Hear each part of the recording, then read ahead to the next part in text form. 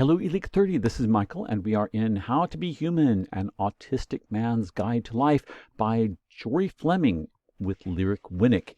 We are in Chapter 9, which begins on page 161. And the title is One Word, Love. Talking about faith. Jory is a person of faith. We spoke about his views on faith, about how it has sustained him, what perspective it gives him, and why he believes so deeply in God. If you do believe in a creator, then by default, you would also have to believe that the creator would know very well his own handiwork, he says. God, in other words, created Jory. He is not an aberration, but a considered choice. Jory also very much believes that individual faith does not need to be driven by emotion. His faith is driven by logic. Jory. Somebody once freaked out when I said that my faith was 100% logical. But it's true. It has no emotional base. It's totally logical and analytical. That's due to the fact of autism, but I feel like that in no way diminishes it. If anything, maybe that will show people their perceptions of possible paths is limited when they shouldn't be limited. The relationship we have with God doesn't have to be built on emotion alone.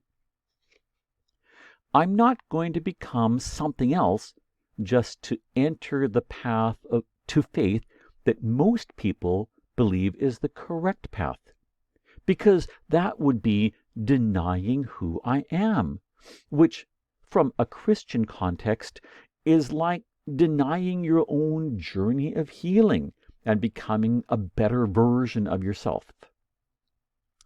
Something that really speaks to me personally is the Christian message.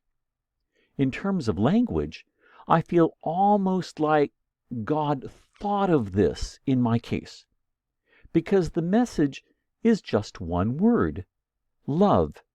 You know, straight from Jesus. Which is great, because how awesome is it that you only need one word to get the message? The core message is just one word. I'm like, aha, fewer words is a good thing. For somebody with autism, I very much appreciate that really there's only one word that's at the core. I feel like it was a hip bonus, perhaps just for people with autism. One word, you got it. LW. What are the foundations of your relationship with God and your faith? How do you describe that relationship? Jory. I feel, in some sense, that I may get some supernatural assistance from God and from my faith. People ask me why I tend to be generally undisturbed by the fact that, compared to somebody else, my life might suck. According to their perspective, I might add. I think it's kind of fine from my perspective, but I've never felt that way, because while there are negative aspects in some ways, there are also positive aspects, and they both are present at the same time. But one is more important than the other, the positive elements.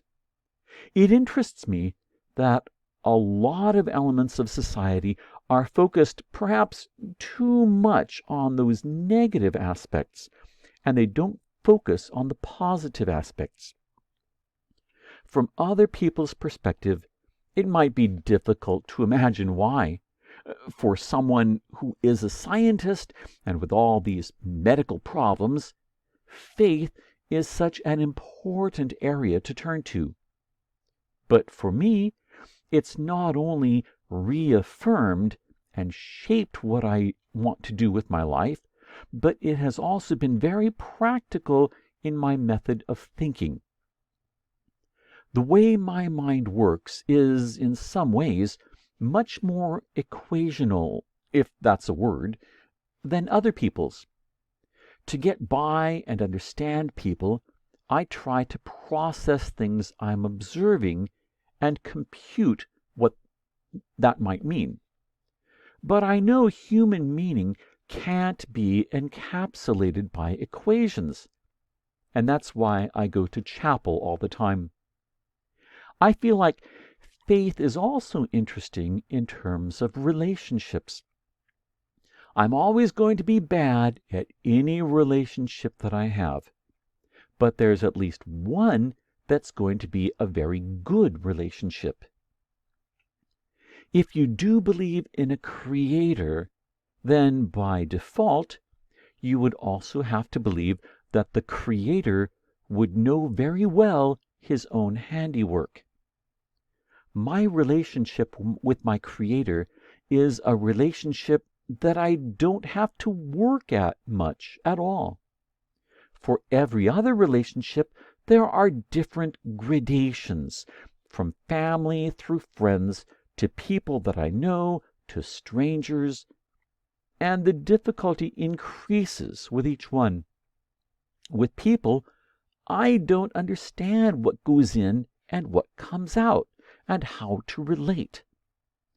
But I can always reconnect with my relationship with my Creator. I've met a few people from various religions, not terribly many, but there's one other person I can think of off the top of my head in particular that is a Christian, and two others that are Muslim, and one that's Hindu. They all have a sense of peace about them. I feel, in some regard, faith and religion make you think about things beyond yourself. You think about society and helping others. Not that many people without religion can't do that. Excuse me. Let me change that sentence again. Not that people without religion can't do that. They certainly do. But for me, my faith is important for me in terms of how I function. It's useful to sort of have a wider perspective on the world and life and values that are going to stick with you. This leads us into a conversation about the role of faith on life's journey, and specifically in Jory's journey. Jory. The highest point in South Carolina is a mountain, but it's really kind of a big hill, and it's a several-hour hike to the top. For me, it's harder than it would be for a super fit person. I also think about how much effort it takes to get up to the first half of the hill, and then about halfway or 2/3 of the way up, I've reached the maximum state of tiredness, so I don't feel tired anymore. I've gotten used to being tired, so I'm not thinking about going up step by step and all the energy required. And the second part is that I'm focused on the destination.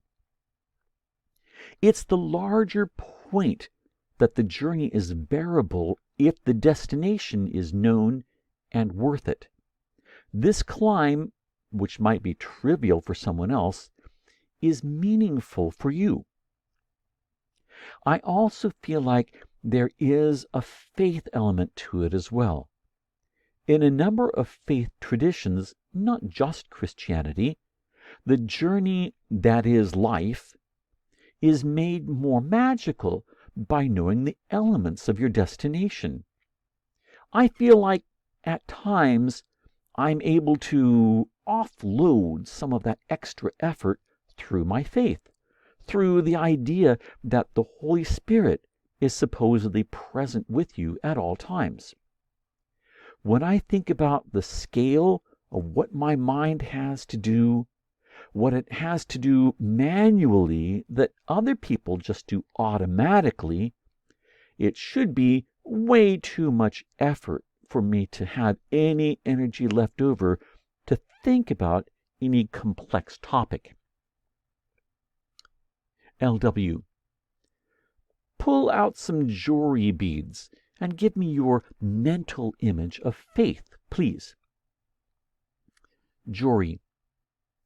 I have this picture of the concept of faith in general across churches and religions as being like a kelp plant. Kelp has a specialized root-like structure called the holdfast, and it latches onto a rock or something on the bottom of the sea. So it's got a nice anchor. But then it floats all the way to the top of the water. The leaves have little air sacs that help it stay afloat. It's holding fast to something rooted, and it's also free in the waves and experiencing the varying currents of change and motion and the whims of the surface. It changes and shifts, but it also doesn't. It just depends on your perspective. And we'll stop that video here.